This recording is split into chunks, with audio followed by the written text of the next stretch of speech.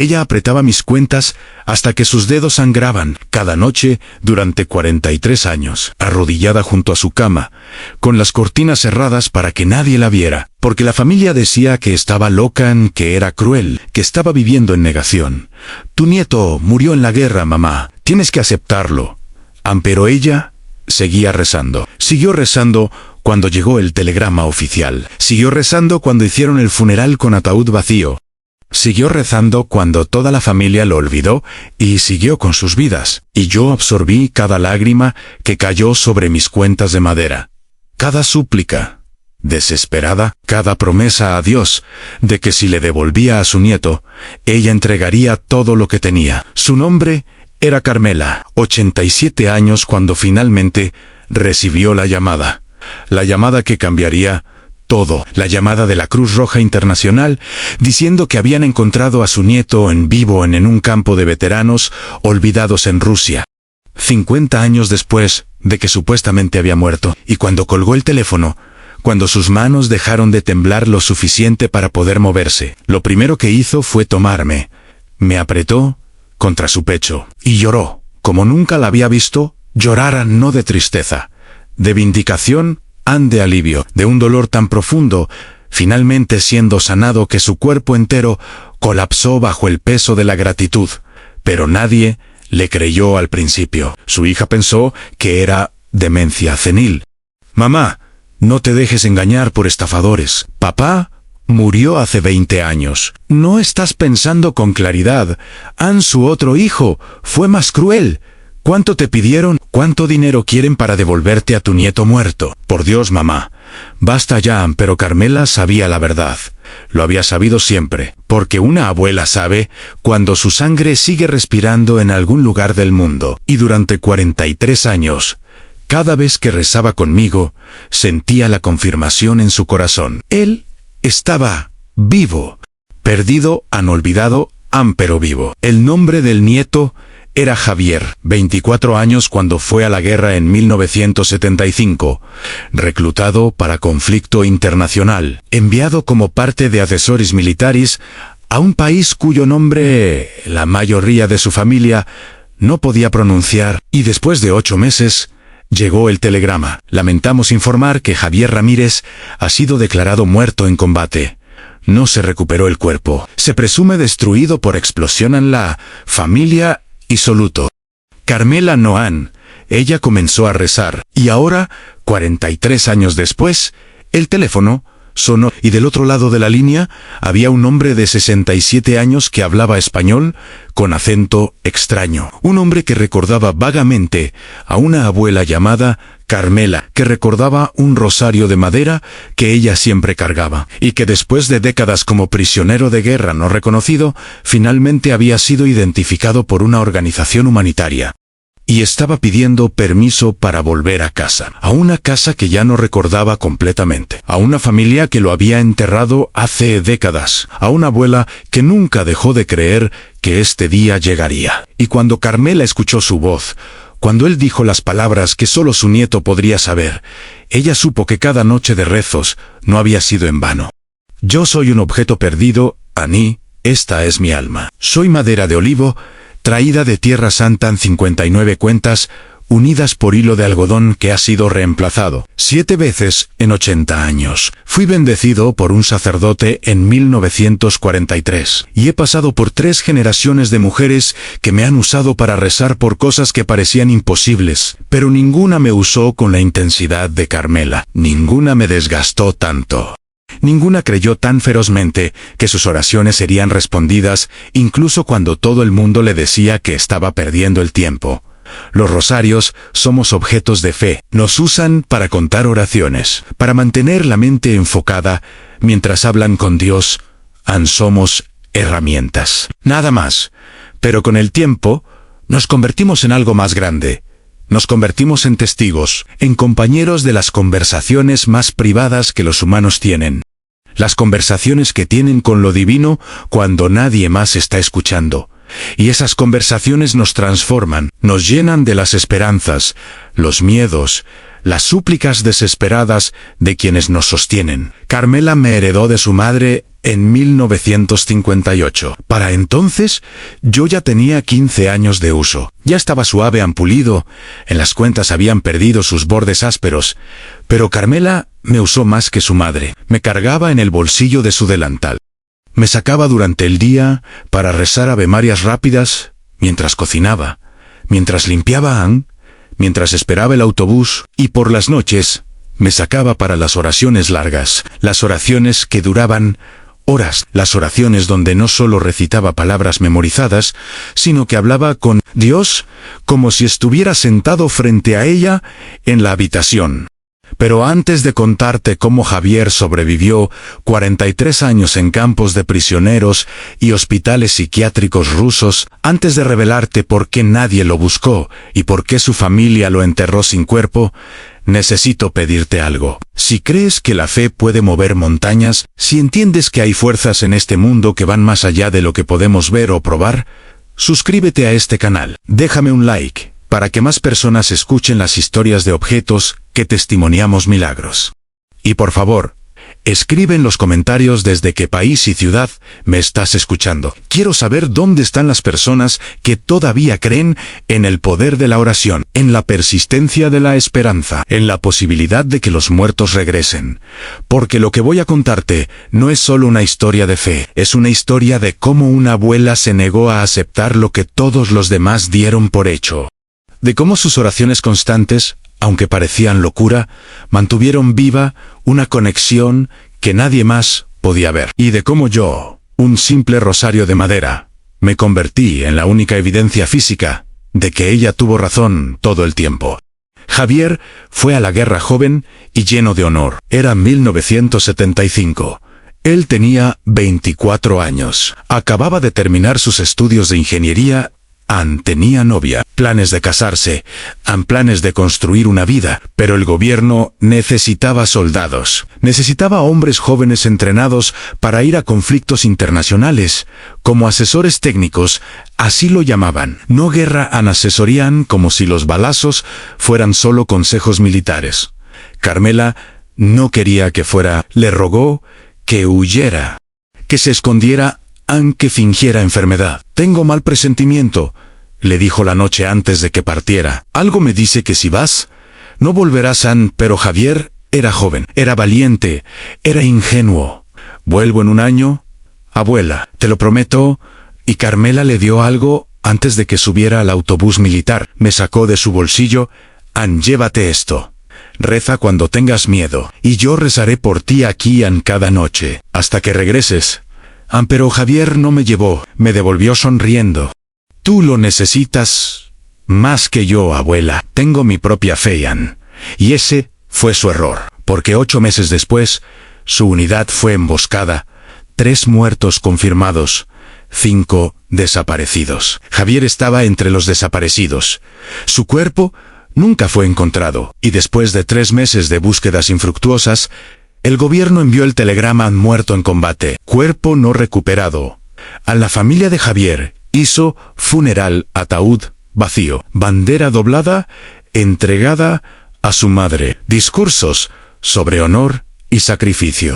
Todos lloraron, todos menos Carmela. Ella se sentó en la primera fila del funeral, con los ojos secos, con las manos en su regazo, sosteniendo sus cuentas. Y mientras el sacerdote hablaba sobre entregar el alma de Javier a Dios, Carmela rezaba en silencio.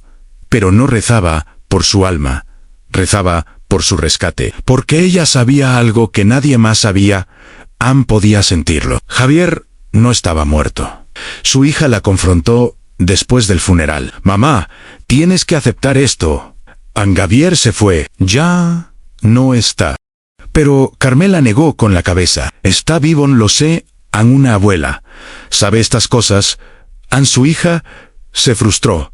No puedes saber eso. No hay cuerpo, porque explotó, porque no quedó nada que encontrar.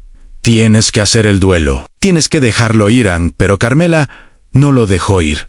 Esa noche comenzó su rutina. Se arrodilló junto a su cama. Me sacó del bolsillo y comenzó a rezar. Primer misterio, segundo, tercero, todos 59 avemarías, y al final agregó sus propias palabras. Dios, sé que está vivo.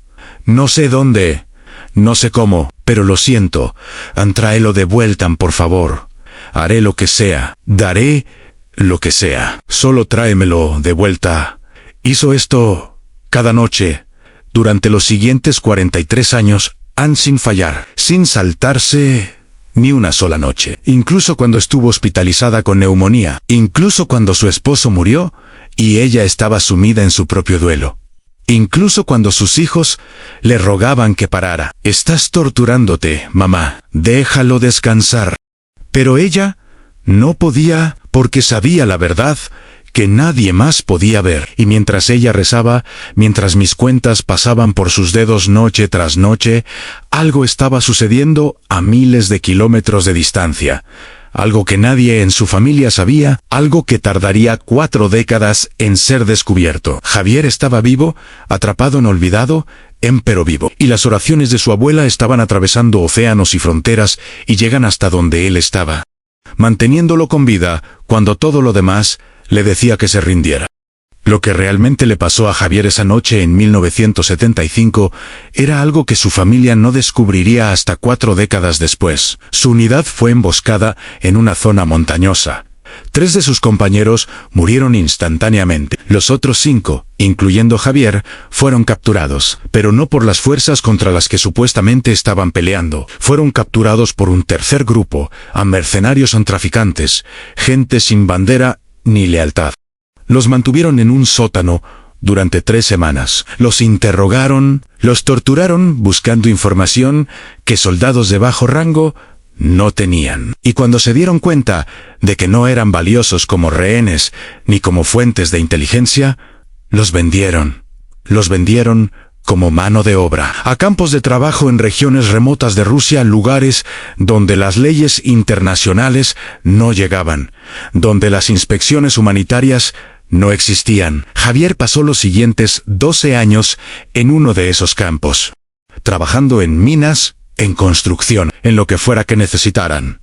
Sin nombre oficial, sin documentos, era solo un número, uno más entre cientos de hombres que habían sido borrados del mundo. Algunos habían estado ahí 20 años. Algunos habían nacido en esos campos, hijos de prisioneros anteriores. Era un sistema que existía en las sombras, y nadie del mundo exterior sabía que existía. Durante esos años, Javier pensaba en su familia, pensaba en su abuela Carmela.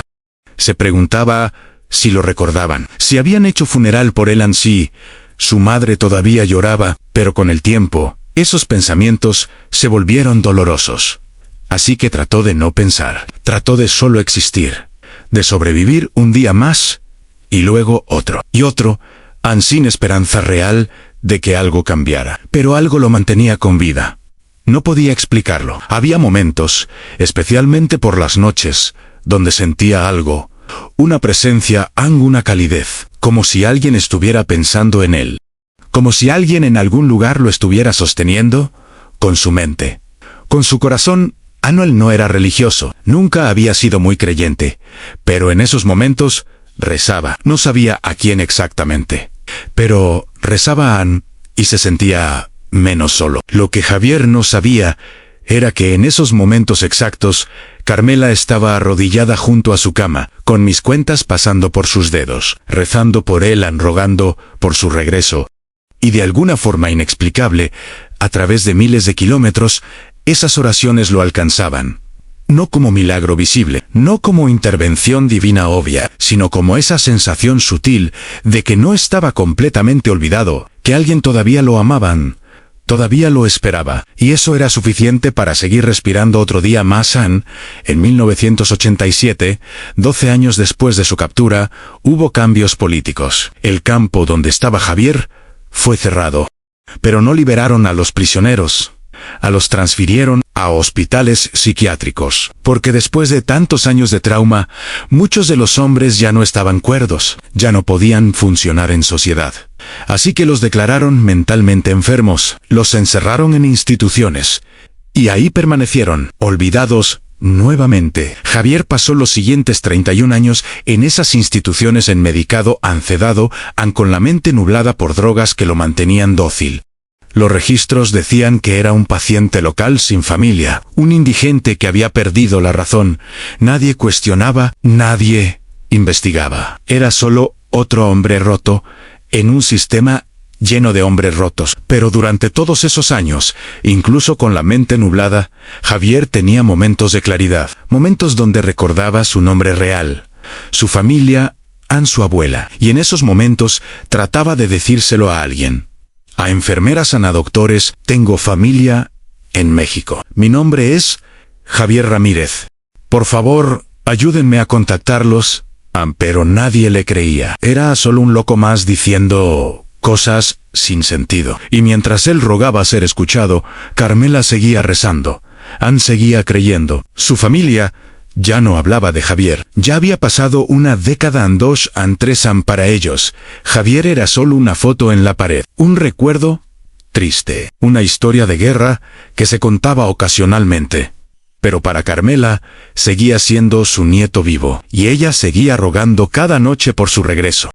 Aunque todos pensaban que estaba senil, aunque todos le decían que dejara de torturarse, ella no podía parar, porque sabía la verdad que nadie más podía ver. El cambio comenzó en 2015, 40 años después de la desaparición de Javier. Una organización humanitaria internacional comenzó un proyecto masivo. Estaban buscando veteranos de guerra olvidados en hospitales psiquiátricos de antigua Unión Soviética. Habían rumores durante años de que estos lugares existían, lugares donde soldados de conflictos olvidados habían sido almacenados y medicados hasta el olvido. Pero nadie había investigado sistemáticamente. La organización envió equipos. Comenzaron a revisar hospitales, a entrevistar pacientes, a tomar muestras de ADN. Muchos de los hombres ya estaban demasiado lejos, demasiado rotos mentalmente para proporcionar información útil. Pero recogieron muestras de todos en fotografías, en cualquier detalle que pudiera ayudar a identificarlos, y comenzaron el proceso largo de comparar esa información con bases de datos de soldados desaparecidos alrededor del mundo. Javier tenía 67 años cuando el equipo llegó a su hospital.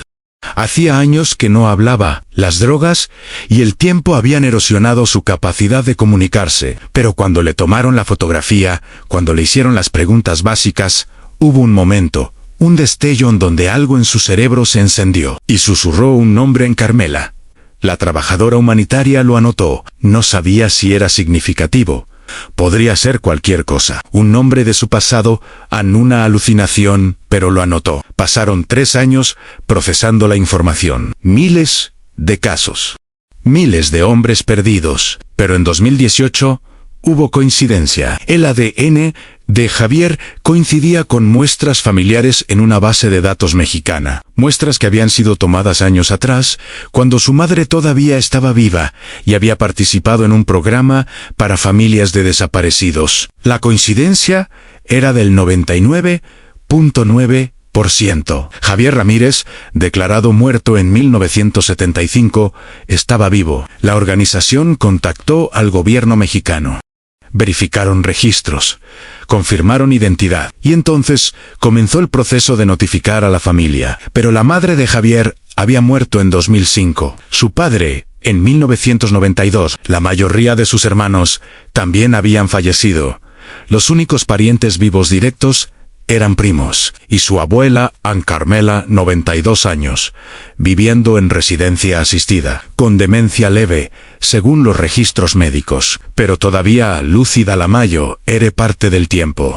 La Cruz Roja fue quien hizo la llamada. Contactaron primero a la hija de Carmela. La madre había sido la única hermana de Javier. Le explicaron la situación. Ella no lo creyó. Eso es imposible, mi hermano murió hace 43 años. ¿Cómo puede estar vivo? Le explicaron sobre los campos en los hospitales. El ADN confirmado. Le dijeron que necesitaban permiso familiar para proceder con repatriación y que querían informarle a Carmela. No, dijo la hija inmediatamente. Mi madre está vieja, frágil. A esta noticia podría matarla. No pueden simplemente llamarla y decirle que su nieto muerto está vivo. Es cruel, pero la organización insistió. Ella tiene derecho a saber, y según nuestros registros, ella nunca dejó de buscarlo. Hay solicitudes archivadas. Cartas que ella escribió durante años a diferentes organizaciones pidiendo que siguieran buscando. Ella nunca se rindió. Finalmente, llegaron a un compromiso Anirían en persona, con la hija presente. Para darle la noticia a Carmela con cuidado, con apoyo, para asegurarse de que entendiera lo que estaba pasando, porque aunque la noticia era milagrosa, también era complicada. Javier estaba vivo, pero no era el mismo hombre que se había ido. 43 años de trauma lo habían cambiado fundamentalmente. La tarde que llegaron, Carmela estaba en su cuarto, sentada en su silla, junto a la ventana, con las manos en su regazo, con mis cuentas pasando entre sus dedos, rezando como hacía cada tarde. Su hija entró primero. «Mamá, hay unas personas que necesitan hablar contigo». Carmela levantó la vista, vio las caras serias, los uniformes de Cruz Roja y supo, sin que dijeran palabra, supo que finalmente había sucedido. «Lo encontraron», dijo. No era pregunta, era afirmación. La trabajadora de Cruz Roja asintió lentamente. «Sí, señora Carmela. Encontramos a Javier. Está vivo». Y Carmela, que había esperado este momento durante 43 años, que había rezado más de 15.000 rosarios completos, que había sido llamada loca y obsesiva, y en negación, simplemente cerró sus ojos. Me apretó contra su pecho y susurró: «Lo sabía. Siempre lo supe». La reunificación no fue simple. No fue como en las películas donde el soldado perdido regresa y la familia corre a abrazarlo y todo vuelve a ser perfecto. Javier llegó a México 3 meses después de esa llamada. 3 meses de papeleo, de evaluaciones médicas, de preparación psicológica. Porque Javier ya no era el joven de 24 años que se había ido. Era un hombre de 67 años, con el cuerpo quebrado por décadas de trabajo forzado, con la mente fragmentada por trauma y medicación. No recordaba mucho. Recordaba fragmentos, su nombre, su abuela, la casa donde creció pero 43 años era mucho tiempo. Los detalles se habían borrado, los rostros se habían vuelto borrosos, y ahora estaba en un país que apenas reconocía, con una familia que eran extraños. El único punto de anclaje familiar real que tenía era Carmela, porque ella era lo único que su mente rota recordaba con claridad. El día que llegó al aeropuerto, Carmela insistió en ir aunque sus piernas ya no funcionaban bien, aunque su hija le rogó que esperara en casa. «Puede ser demasiado para ti, mamá. Es un ambiente caótico, hay mucha gente. Déjanos traerlo a casa y puedes verlo ahí». Pero Carmela se negó. «Esperé 43 años. No voy a esperar ni una hora más». Así que la llevaron en silla de ruedas. La empujaron a través del aeropuerto hasta la zona donde llegarían los pasajeros internacionales y esperaron. La hija estaba nerviosa, asustada. No sabía qué esperar. No sabía si reconocería a su hermano, si él la reconocería a ella. Todo esto parecía surrealista, como si hubieran entrado en realidad alternativa. Pero cuando Javier salió por esas puertas, cuando Carmela lo vio, no hubo duda. Era él, mayor, más delgado, con cicatrices y líneas en su rostro que contaban historias que nadie nunca conocería completamente. Pero era él. Él intentó levantarse de la silla de ruedas. Sus piernas no respondían. Así que levantó sus brazos y gritó su nombre: «Javier, Javier, mi niño». Y Javier, que había estado caminando como autómata, siguiendo instrucciones de los trabajadores humanitarios que lo acompañaban, se detuvo, giró su cabeza y vio a la anciana en silla de ruedas con brazos extendidos hacia él, y algo en su cerebro roto se encendió. Reconocimiento, memoria, amor, que había estado dormido durante décadas. «Abuela», susurró, y comenzó a caminar hacia ella. Se arrodilló frente a la silla de ruedas. Carmela tomó su rostro entre sus manos. Tenía lágrimas corriendo por sus mejillas. «Te dije que volverías», le dije a todos, pero no me creyeron. Javier no entendía completamente lo que estaba pasando. Su mente todavía estaba confusa, pero reconocía a esta mujer. La amaba, y eso era suficiente por ahora. Carmela metió su mano en el bolsillo de su suéter. Sacó algo, John, el rosario que había usado cada noche durante 43 años. Mis cuentas estaban más desgastadas que nunca. El hilo había sido cambiado 2 veces más, pero seguía siendo yo. ¿Lo recuerdas?, le preguntó a Javier. Te lo ofrecí antes de que te fueras, Ann, pero no lo quisiste. Dijiste que tenías tu propia fe. Javier miró el rosario, y entonces, como inundación, llegó un recuerdo. La estación de autobuses. Su abuela ofreciéndole algo, él rechazándolo sonriendo, pensando que era invencible, que volvería pronto. Lo recuerdo, dijo con voz quebrada. ¿Debí haberlo tomado? Ann Carmela negó con la cabeza. No importa. Lo usé por ti. Recé por ti cada noche, y aquí estás. Mis oraciones fueron respondidas.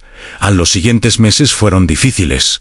Javier necesitaba cuidado constante, terapia o física, terapia mental, ayuda para reintegrarse a mundo que había cambiado completamente desde 1975. No podía vivir solo, no podía trabajar.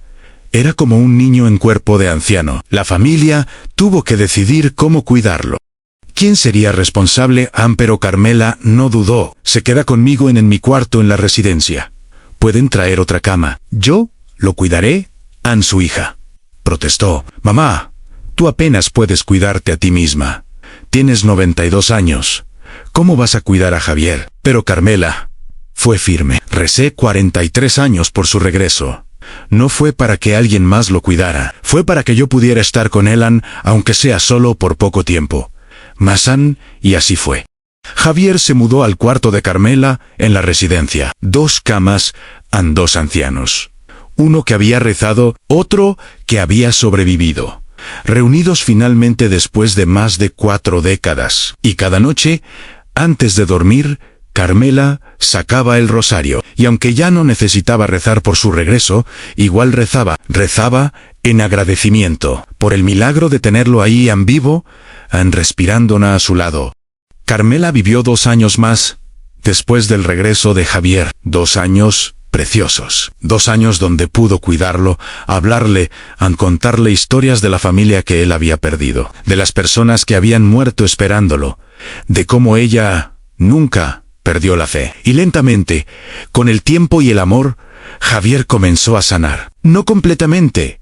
El daño era demasiado profundo, pero sanó suficiente para sonreír, para agradecer, para decirle a su abuela que la amaba.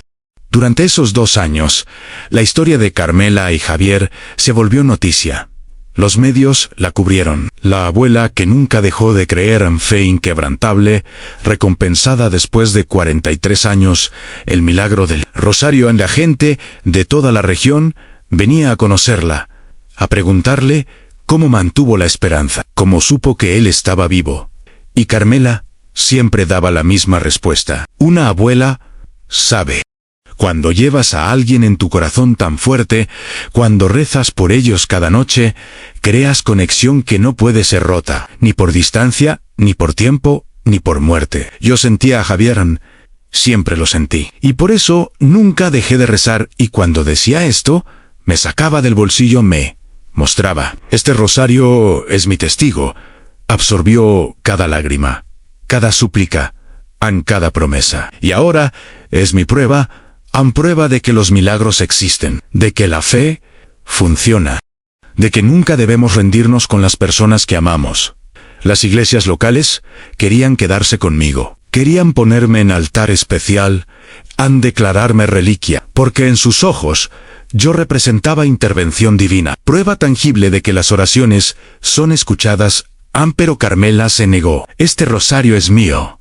Me acompañó en los momentos más oscuros. No es para exhibición, es para uso, y lo voy a usar hasta mi último día, y lo hizo, hasta la noche que murió en 2020, 95 años, sentada en su silla, junto a la ventana de su cuarto, en la residencia, con Javier dormido en la cama, a 2 metros de ella, con mis cuentas entre sus dedos, rezando su rosario nocturno como había hecho durante 77 años. Y cuando llegó al último Ave María, cuando pronunció las palabras finales, simplemente cerró sus ojos. Y se fue. En Javier la encontró en la mañana, todavía sentada en su silla, con expresión pacífica, con las manos cerradas alrededor de algo.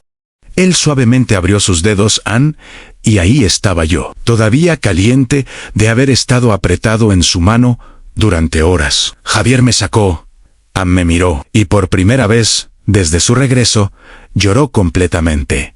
No solo lágrimas, sino sollozos profundos. El tipo de llanto que viene del lugar donde el dolor ha estado almacenado durante décadas. En el funeral de Carmela, Javier insistió en que yo fuera enterrado con ella. Este rosario es parte de ella. No puedo quedármelo. Le pertenece. Pero la familia objetó. Javier, ese rosario es reliquia familiar ahora. Tiene que quedarse con nosotros, para futuras generaciones, para recordarles lo que la abuela hizo. Pero Javier fue firme. Y finalmente llegaron a compromiso. Yo sería enterrado con Carmela. Pero primero, tomarían fotografías, documentarían mi historia, escribirían todo para que la historia no se perdiera. Y luego me colocarían en el ataúd, entre las manos de Carmela, donde había estado durante 43 años de oraciones nocturnas. El día del entierro, la iglesia estaba llena. Cientos de personas que habían sido inspiradas por la historia de Carmela, que habían visto en ella ejemplo de fe inquebrantable. El sacerdote habló sobre perseverancia, sobre esperanza, sobre cómo Carmela representaba lo mejor de la fe católica, la creencia de que nada es imposible para Dios, en que las oraciones son escuchadas, que los milagros suceden.